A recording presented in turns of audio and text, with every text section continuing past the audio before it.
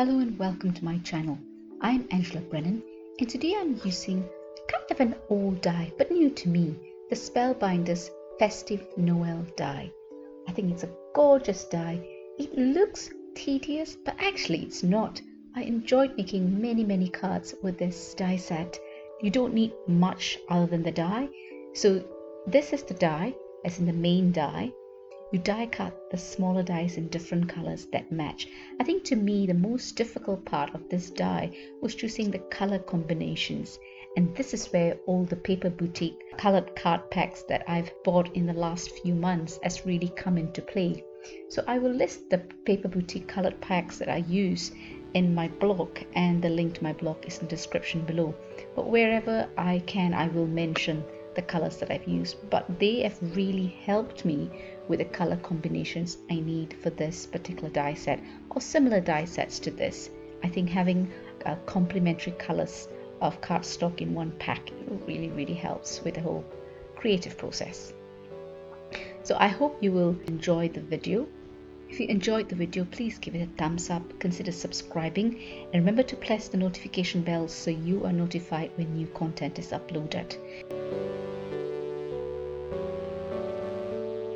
Once I chose the colors for each of the individual smaller dies, I die cut them in the colors I had chosen and put them into a palette. This is a paint palette, but I think it's useful for what I need to keep all the pieces together. And then I used my reverse tweezers. I think these are the EK Success reverse tweezers. I find them the best. So it can hold the tiny pieces while I dot some glue on it. And because the pieces are so fine, I always blot the glue on a scrap piece of paper so that it doesn't ooze out when I put it onto the main die cut. So I continue doing that and complete the whole picture. Now, this die is quite square, which is why all the cards I've used is square cards. You could put it on a different size card and put a different additional embellishment or sentiments at the bottom, but I didn't think it went for this die, and so all my examples, as you'll see later on in the video, are all square cards. And while you don't need to add additional colored die cuts on every aspect of the main die cut, I do for most of them because I think it looks prettier that way. But you could actually just cut the main die, just put the dots on the berries and leave it as is. That itself will look beautiful because this die is so intricate. It cuts so beautifully. I didn't want to waste time with the die cutting on this video because I wanted to spend time showing you how I put the card together and the various color combinations I have chosen for this particular die. I'm going to leave you with some music and you can see how I finished these cards, and I'll come back and talk through the examples I've done. Catch you in a bit.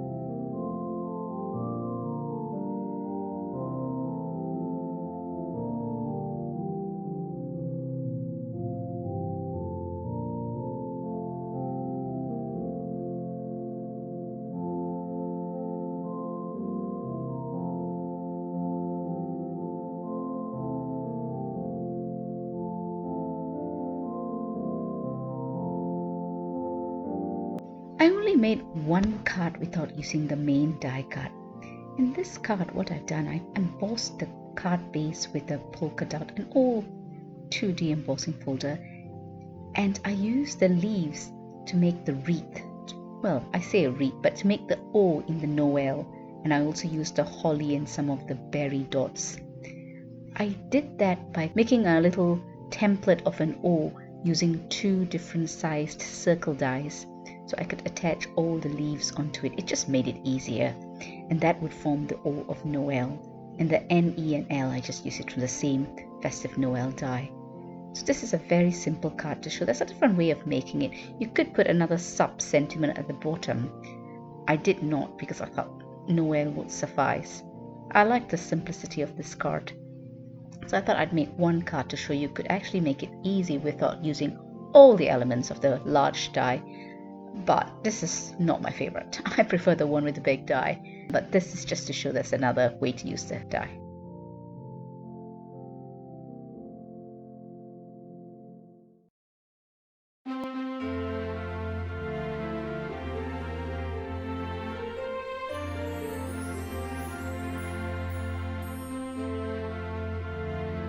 Now let's have a look at all the cards I've made. This is the card you saw me make earlier. I love the embossed background. I think it really looks lovely.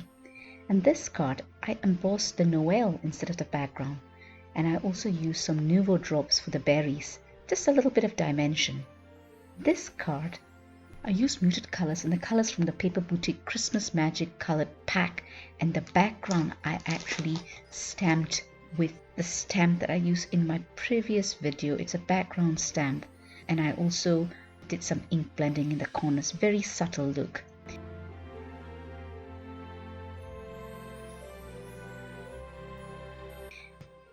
This card I used the Paper Boutique's Winter Wonders colored card collection, and I used gems for the berries.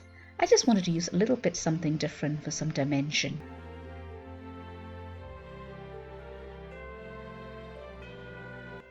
And this card, again, black card, with some kind of a background that kind of stands out. I used one of the Paper Boutique collections as well, but I'm not sure which one, but I'll put it in my blog. This is a craft card, and I wanted a very subtle look, so I put a craft on craft background. This card was another Paper Boutique collection, and instead the O, I put the holly and the flowers, and the leaves, sorry, in the middle. Just instead of that, using the tiny circle die for the O. This one I decided to use the colors that I used in the smaller die cuts to do a striped Noel. I've done a few of this and I kind of like the look of this. This is very much pastel colors that I've used, and I use square foams to give the Noel some dimension. This is another pastel color that I used.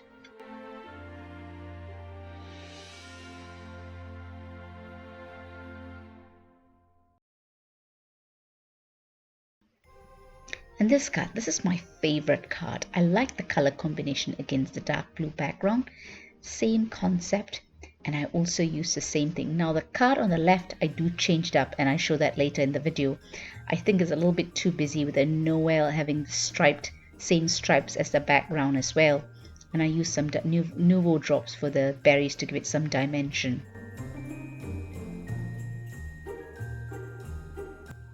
And this is the card you saw me make earlier. These are all the cards I've made for now, but I go on to make changes to one of the cards and I make an additional 2 cards. So this card, I changed the Noel to plain colors of the background stripes rather than having the Noel stripes as well. I think it looks better because it doesn't look too busy. It's okay to change your cards even after you've completed it if you're not happy, because sometimes the way the color flows, you will know whether it looks right or whether it's the card you like or not. As long as you can change it up, go for it. And here are the 2 additional cards which I made with a classic Christmas, the Paper Boutique color collection. Now I didn't intend to make these 2 cards, but I was on the phone with my sister talking to her, and while talking to her I made these cards. They look same, but actually I used the 2 different greens in the colored pack and the 2 different yellows as well as the 2 different reds, So there's a subtle difference in the greens and the colors that I've used. One's slightly brighter and one's more muted. And these are all the cards that I've made, and I'll have close-up pictures of all of this in my blog. If you are inspired by this video and make cards, please do use the hashtag spreadinghandmadecheer so I can see your creations. If you enjoyed the video, please give it a thumbs up, consider subscribing, and remember to press the notification bell so you're alerted when a new video is uploaded. Thank you so much for stopping by. Happy crafting, and I'll catch you at my next video. Take care.